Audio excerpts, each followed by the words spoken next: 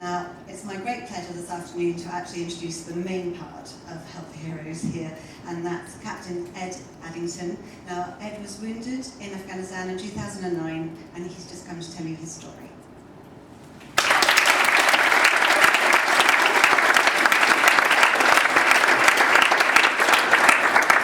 Hi, good afternoon. It's a pleasure to be here and talk on behalf of Help for Heroes and perhaps shed a little bit more light on what they do.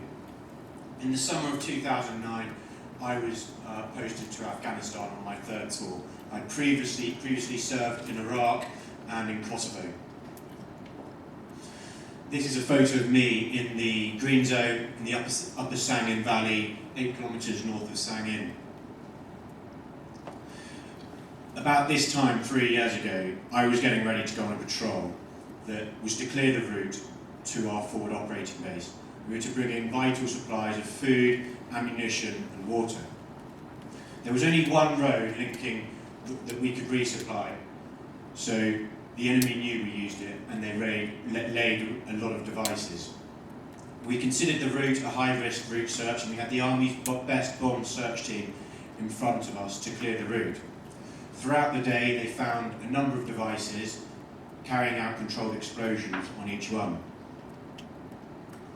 The vehicle behind me is what I was in that day. I was in the passenger seat, known as the commander's seat.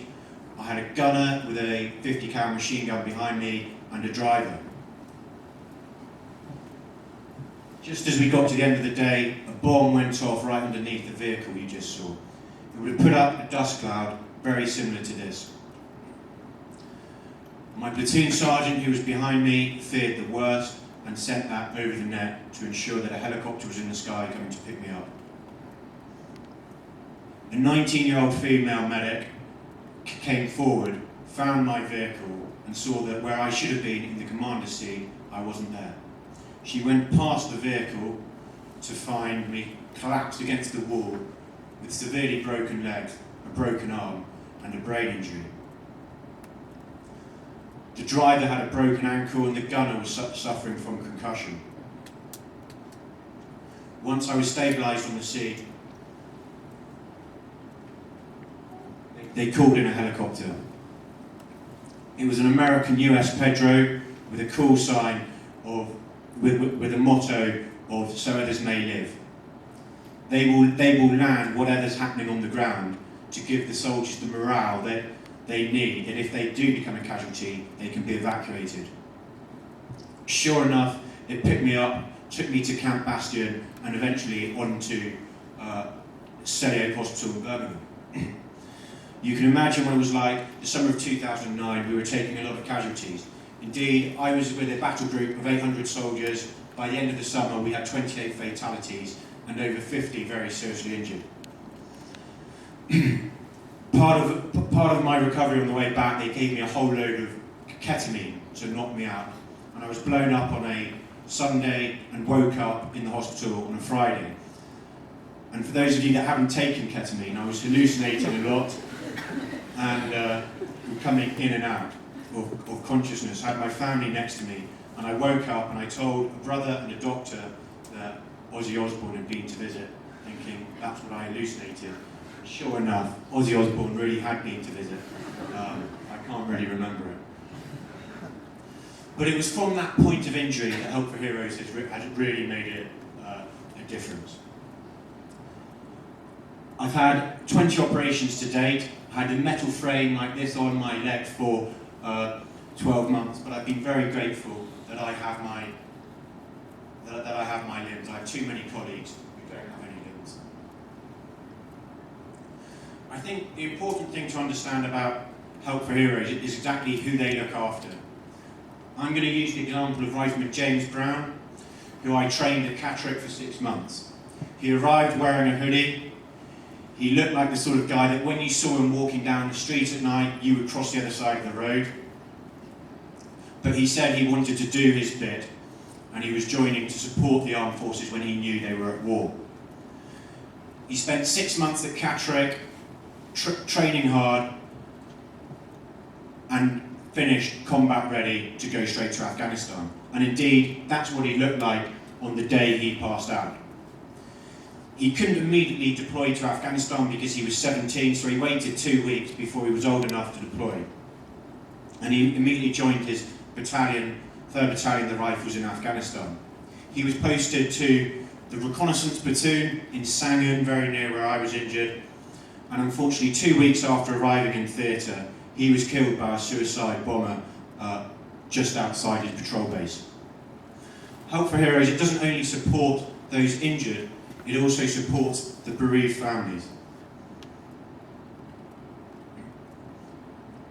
I went on after leaving hospital to join a number of colleagues at the Defence Medical Rehabilitation Centre, Headley Court.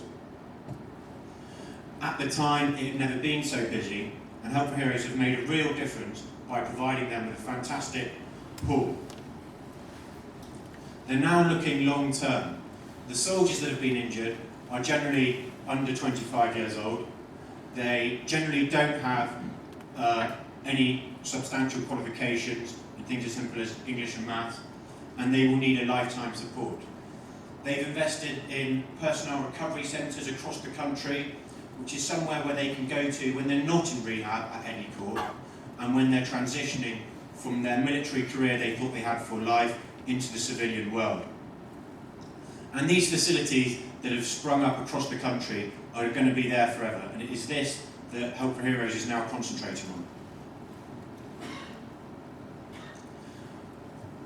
But if you can take anything away from Help for Heroes outside of the work that they do, if you can just cast your minds back just over the last few days during the Paralympics, where one double amputee rower in an explosion, he came 4th in a photo finish, another one threw the discus and did very well.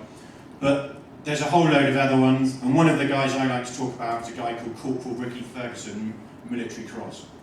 Ricky won his Military Cross while he had one of his colleagues on his shoulder who had been severely injured.